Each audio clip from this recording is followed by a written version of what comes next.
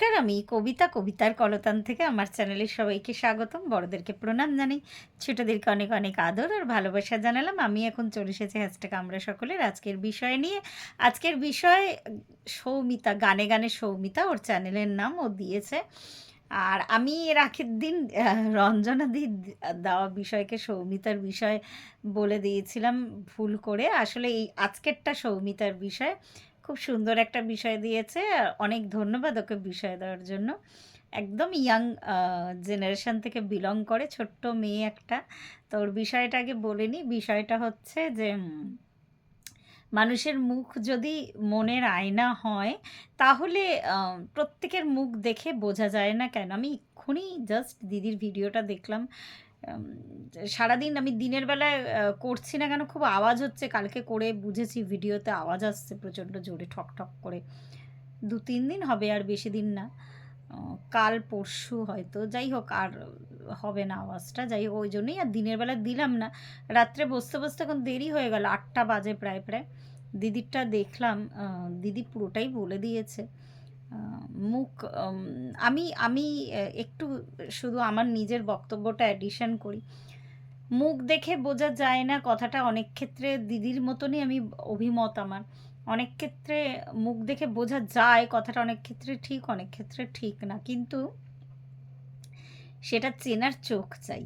আ আমি মানে সবসময় বলব না যে এক্সপেরিয়েন্স, সবসময় যে বয়সের ভারে তোমার এক্সপেরিয়েন্স বাড়বে তা কিন্তু নয়। এরকম একটা এই আছে আরকি, সামুদ্রিক শাস্ত্র বলে জ্যোতিষের একটা অধ্যায় আছে, যেখানে মুখ দেখে বা ফেস রিডিং করা হয় আরকি। তো বোঝা যায় যে কিরমকার প্রবণতা। আমি প্রবণতাটা বুঝতে পারি যেকোনো কিছুই, জ্যোতিষের ছক পর্যন্ত তাই। প্রবণতা বুঝতে পারি, কিন্তু ওটা যে ঘটবেই সেটা কিন্তু কখনোই বলা যায় না। ঠিক মুখেরও ব্যাপারটাই একই। আমি প্রবণতা বলতে পারি।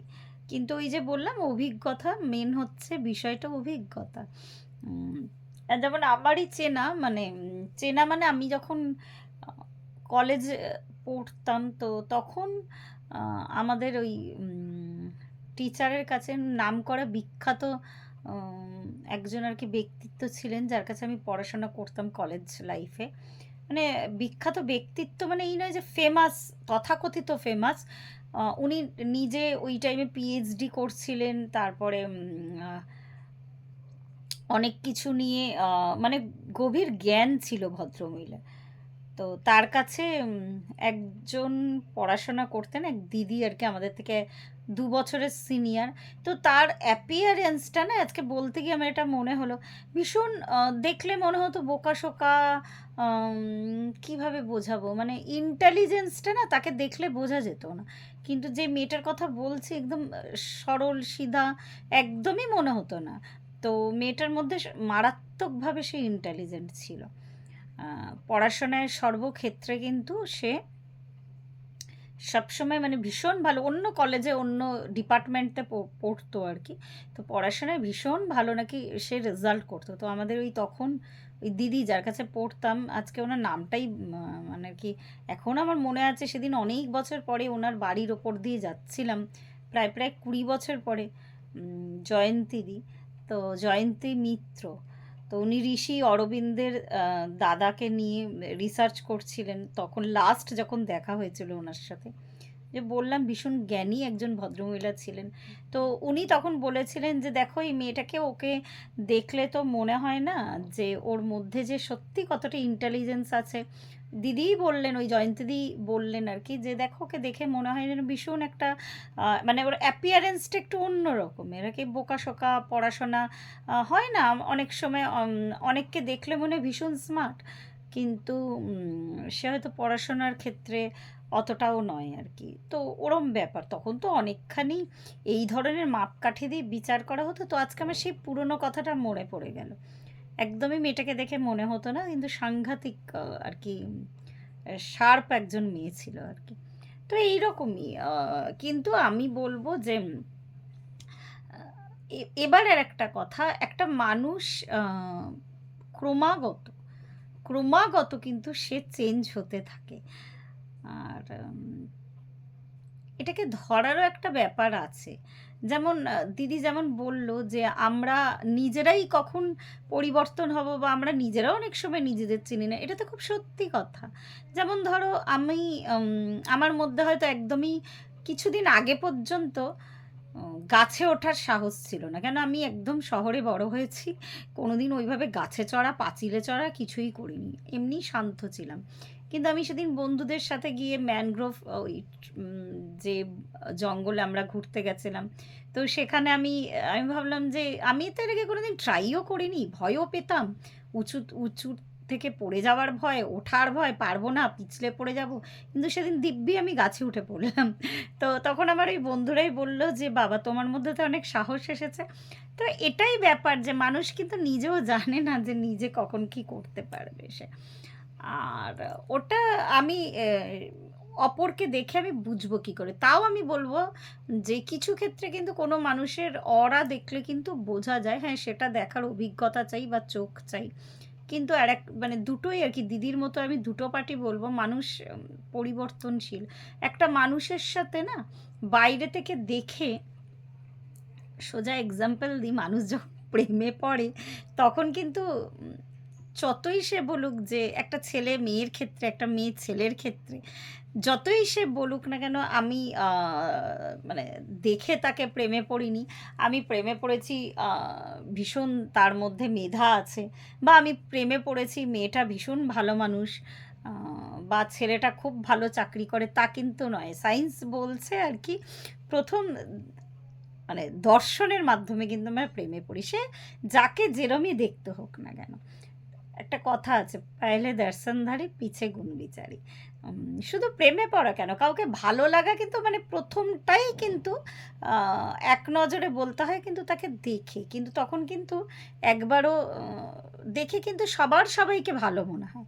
তাহলে লোকে প্রেমই করতো না। আমাকে যদি কেউ বুঝে যেত যে আমি ভীষণ ঝগড়াটে বা আমি কথায় কথায় রেগে যাই, বা আমি লোককে হেল্প করি না একদমই, তো এগুলো যদি প্রথমেই কেউ বুঝে যেত তাহলে সে আমার প্রেমেই পড়তো না। সে যদি আগে গুণ বিচার করতো তো অবশ্যই আগে লাভ অ্যাট ফার্স্ট সাইট আর কি, ওটাই হয় বেশিরভাগ ক্ষেত্রে। মানে আমি বলবো 99% ক্ষেত্রে আর কি, কিন্তু মানুষ আগে চোখে দেখে প্রেমে পড়ে। তো তখন তো আর চোখে দেখা মানে প্রথমেই কিন্তু মানুষের সবারই, এটা সবার ক্ষেত্রে হয়, নজরে পড়ে কিন্তু মুখটা মানুষ মানে ধরো আমি তোমার চোখে হয়তো ভীষণ অসুন্দর, কিন্তু যে আমাকে প্রেম করছে তার চোখে আমি ভীষণ সুন্দর, ওই টাইমটা অ্যাটলিস্ট হয়ে যাব আর কি, যখন প্রথম প্রথম প্রেম হচ্ছে। তো এই ক্ষেত্রেও কিন্তু ওই দিদি আজকে একটা উদাহরণ দিল, আমি আর বলতে চাইছি না, ওই ঘটনাটা রিপিটেশন করতে চাইছি না। মেয়েটাও কি বুঝেছিল যে ছেলেটা এরকম? প্রথম তো ওই দুটো ব্যাপার, মানুষ চেঞ্জ হয় সবসময় ক্রমাগত, আমরা নিজেরাই নিজেকে চিনি না যে কি হতে চলেছে। সেকেন্ড ব্যাপারটা হচ্ছে, আর একটা মানুষের সাথে যতক্ষণ না আমি, তাহলে ব্রেকআপ হয় কেন? তাহলে এত কোটি কোটি লাখ লাখ মানে এখন তো সাথে থাকাটা দায়। প্রসঙ্গত একটা অন্য প্রসঙ্গে একটা ছোট্ট কথা বলে রাখি, নাহলে ভুলে যাব। কালকে আমি আমার আরও কিছু বন্ধু, মধু ছিল আমাদের সাথে, আমি জানি না মধু আজকে ভিডিওটা দেখবে কি না। তো মধু ছিল, ফিরছিলাম একটা জায়গা থেকে, আমাদের এনজিওরই একজনের বাবা মারা গেছেন, তো গেছিলাম ওর বাড়িতে, ফিরছিলাম আমরা। তো মেট্রোতে এত লোকজন, ইম্পেশেন্স, মানে চারিদিকে ঝগড়া করছে। প্রথম তো ছেলেরা বিভৎস ঝগড়া করে, আমি তো বললাম প্রথমে কোনো ক্রিকেট কমেন্ট্রি হচ্ছে আর কি, মানে বললো এই তো জাস্ট এজে লেগে 4 হয়ে গেল, নালে 6 হতো। তাই হলো কোনো ক্রিকেটের কথা। তারপর দেখলাম দুজন ঝগড়া করছে। আমরা যখন উঠলাম, আমার অন্যটা একজনকে একটু টাচ করেছে কি করেনি, সে মানে মানে জাস্ট আমি উঠে ভালো করে দাঁড়াতেও পারিনি, সে বিভৎস বিরক্তিকর একটা এক্সপ্রেশন দিল। তো মানে আজকে বলতে গিয়ে মানে হঠাৎ করে তা মধুকে আমি বললাম যে মধু একটা সাজিয়ে গুছিয়ে বাবা এই বিষয়টা দে তো, যে কি হবে আমরা কি, এই যে মানুষজন, সত্যি পৃথিবীটা ভীষণ মজার জায়গা আর কি। আমরা মানে ওই ওই সামান্য একটুখানির জন্য আমি কিন্তু একটা লোককে সহ্য করতে পারছি না। তো যাই হোক, এটা অন্য বিষয়। আজকে আমি টানলাম কেন, আমার হঠাৎ করে মনে পড়ে গেল, বেশ মজাদার একটা বিষয়। আর এটা তো আমার ফ্যামিলি, আমি এইভাবেই আলোচনা করে এক বিষয় থেকে আরেক বিষয়ে চলে যাই। তো হ্যাঁ, আর একটা মানুষ যখন আর একটা মানুষের সাথে 24 ঘন্টা না থাকছে, 24 ঘন্টা না, মানে আর কি যতদিন না মানে তাদের সেই আলাপচারিতাটা পুরনো হচ্ছে, ততদিন কিন্তু একটা মানুষ একটা মানুষকে চিনতে পারে না। এই ক্ষেত্রে একই দুটো কথা কাজ করে। প্রথমে তো আমি ভীষণ ভালো ছিলাম, আমি হয়তো আমার অপোজিটের মানুষটাকে ভীষণ ভালোবাসতাম। দিনে দিনে আমার একদমই ওর মানে অপোজিটের মানুষটার স্বভাব চরিত্র আমারও পছন্দ হচ্ছে না, তারও আমাকে আর পছন্দ হচ্ছে না। বা দেখা গেল আমার মধ্যে ভীষণ জেদ, ভীষণ রাগ, বা অন্যায় আবদার, ভীষণ ন্যাগিং অ্যাটিটিউড, এইগুলো হয়তো আছে। তো সেই মানুষটা আমাকে একদমই ভালো লাগছে না। তো তার জন্যই ব্রেকআপটা হলো আর কি। তো হয়, এইভাবেই হয়। তো অদ্ভুত ব্যাপার আর কি। যতদিন না একটা মানুষের সাথে একটা মানুষ থাকছে, ততদিন কিন্তু বোঝা যায় না। কিন্তু এই যে আমি অড়ার কথা বললাম, মোটামুটি আমি যদি একজন মানুষকে যদি না গুড ভাইব্রেশন দিতে থাকি, এটা আমার আর কি, সে মানুষটা যতই হোক না কেন, সে কিন্তু আস্তে আস্তে চেঞ্জ হয়। মুখ যদি মনের আয়নাই হয়, ধরো আমি একটা মানুষকে আমি যদি ভেবে নিয়ে থাকি ভালো, ওই যে দিদি বললে এক্সপেকটেশন, সত্যি সত্যি আমি যদি মানে মানে তার থেকে কিছু আর কি আমি করলাম না, মানে প্রত্যুত্তরে বা তার এক্সচেঞ্জ আমি কিছু চাইলামই না, আমি লাভটা দিচ্ছি বলে আমি লাভটা ওয়ান সাইডেড আর কি। সেটা সবসময় প্রেমিক প্রেমিকা স্বামী স্ত্রীর সম্পর্ক না, আমি তার থেকে উল্টে যদি আমি লাভটা চাইলামই না, আমি কিন্তু সবসময় চাইলাম একটা গুড ভাইব্রেশন। মানুষটার সাথে হয়তো আমার কোনো লেনা দেনার সম্পর্ক নেই, কিন্তু আমার একটা গুড ভাইব্রেশন তার দিকে আমার কিন্তু ক্রমাগত যাচ্ছে। তো সেটা একটা আলাদা বিষয় আর কি। তখন যে আমার প্রথম এক্সপিরিয়েন্স, মানুষটাকে দেখে আমার ভালো মনে হয়েছিল, সেই মানুষটা কিন্তু অ্যাটলিস্ট মানে আর কি মানিয়ে গুছিয়ে থাকতে পারবে। এবার দ্বিতীয়টা হয়, অনেক মানুষ এরকম আমার জীবনে এসেছে, অনেক বন্ধুই আর কি, হয়তো প্রথম দর্শনে কলেজে পড়ছি, স্কুলে পড়ছি, প্রথম দেখে আমার একদমই ভালো লাগেনি তার অরাটা, তখন তো এত বুঝতাম না, বা মানে আউটার লুকসটা একদমই ভালো লাগেনি। আস্তে আস্তে দেখলাম সে আমার ভীষণ ভালো বন্ধু হয়ে গেছে, মানে এরকমও হয়েছে এখনও পর্যন্ত কন্টিনিউ আছে তার সাথে বন্ধুত্ব, মানে এরকম আর কি, এরকমও হয় পৃথিবীতে। প্রথম দর্শনে ভালো লাগেনি, তারপরে আর কি আস্তে আস্তে কেন জানি না ওই খারাপ লাগাটা আস্তে আস্তে ভালো লাগায় পরিণত হয়।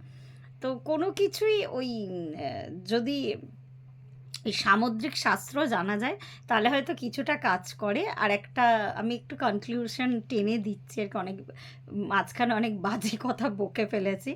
আর দ্বিতীয় কথা হচ্ছে যে, যদি দিদির কথা ধরেই বলি, যদি আমার এক্সপেকটেশন তার থেকে জিরো এক্সপেকটেশন, আমার কাছে তার সাথে কোনো এক্সপেকটেশন নেই তার থেকে, যদি আমি তাকে গুড ভাইব্রেশন পাঠাই, তো সেই ভালো মানুষটা আমার কাছে সারা জীবন ভালো মানুষ থাকবে।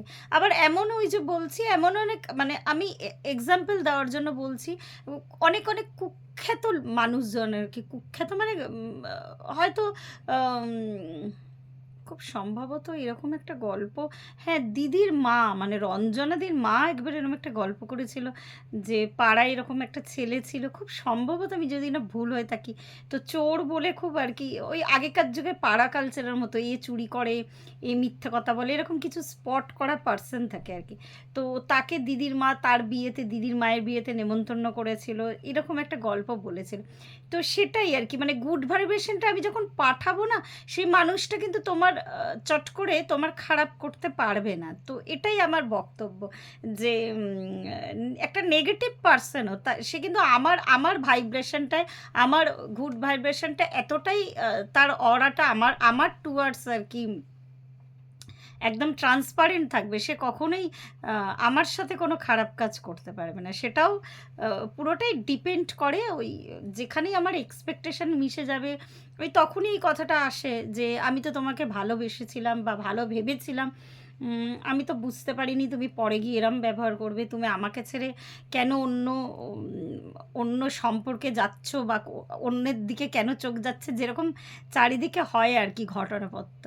তো তো আ ব্যাপারটা হচ্ছে যে কেন, মানে এটা কেন হবে আরকি? তোমার মুখ দেখে ভালো মনে হয়েছিল বা মনে হয়েছিল তুমি খুব অনেস্ট মানুষ আরকি। কেন ডিসঅনেস্ট তাহলে এত পৃথিবীতে এত ঘটনা আর ঘটতো না আরকি। মানুষ চেঞ্জ হয়, মানুষের মতিগতি চেঞ্জ হয়। গ্রহ নক্ষত্রের কিছু খেলা আছে, আমাদের কর্মা আছে, সব মিলিয়ে ঝুলিয়ে ব্যাপারগুলো ঘটে আরকি। আ মানে পুরোটাই আরকি ক্যালকুলেশন একটা। তো দুটোই সত্যি, এটাও ঠিক যে মুখ দেখে বোঝাও যায়, যাদের সেরকম বোঝার ক্ষমতা থাকে। আমার ভাইব্রেশনে মানুষ প্রভাবিত হয়। আর সবকিছু মিলিয়ে ঝুলিয়ে জীবন এইভাবেই কাটাতে হবে। আজকে এইটুকুই রইলো। প্রত্যেকে ভালো থাকবেন, পরিবারের সকলকে ভালো রাখবেন। ধন্যবাদ।